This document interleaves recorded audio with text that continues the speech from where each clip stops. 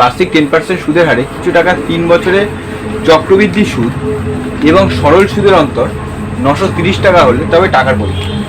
এই অঙ্কের ক্ষেত্রে দু রকম ভাবে করা যায়। তো আমি ফার্স্ট একটা বেসিকটা দেখি। বেসিকটা কি? সবসময়ের জন্য আসলটাকে আমি 100 ধরে নিই আসল 100 টাকা, আসল 100 টাকা। তাহলে এবার সিম্পল ইন্টারেস্টের ক্ষেত্রে এসআই কত হবে? P R T by 100। P কত? পি হচ্ছে 100 আর 10%, টি 3 বছর বাই 100। তো 100 কেটে গেল, তাহলে এটা কত হলো? 30 টাকা। 30 টাকা হচ্ছে সুদ, 100 টাকায় 30 টাকা সুদ। এইবারে চক্রবৃদ্ধির ক্ষেত্রে কি হবে? সিআই এর ক্ষেত্রে সিআই হবে P into 1 plus R by 100 to the power N.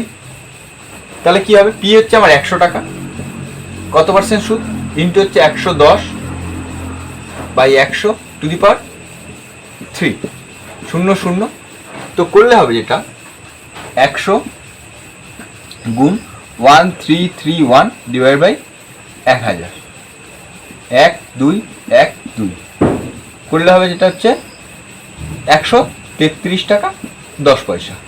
এটা আমার কি বেরোলো? সমল চক্রবৃদ্ধি বেরোলো, তাই তো? 100 টাকা সমল চক্রবৃদ্ধি। এবার আমি সুদটা কি করে পাবো? এর থেকে 100 বিয়োগ দেবো, তাহলে 33 টাকা 1 পয়সা বেরোলো। আচ্ছা, 100 টাকা যদি আসল, যখন আমার 100 টাকা ছিল, আসলে 100 টাকা, সুদের অন্তর কত? সুদের অন্তর হচ্ছে, এবারে সুদের অন্তর এখানে কম্পাউন্ড ইন্টারেস্টের ক্ষেত্রে সুদ 33 গুণে 1 টাকা বেরিয়েছে, আর এসআর ক্ষেত্রে 30। তাহলে 33.1 থেকে আমি 30 বিয়োগ দিলে 3.1 হচ্ছে না? তাহলে 100 টাকায় সুদের অন্তর কত হচ্ছে? 100 টাকায় সুদের অন্তর 3.1।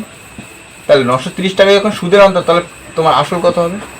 তাহলে 930 গুণ 100 ডিভাইডেড বাই 3.1 গুণ 10। তো 31কে দিয়ে যদি কাটি তাহলে হবে 30।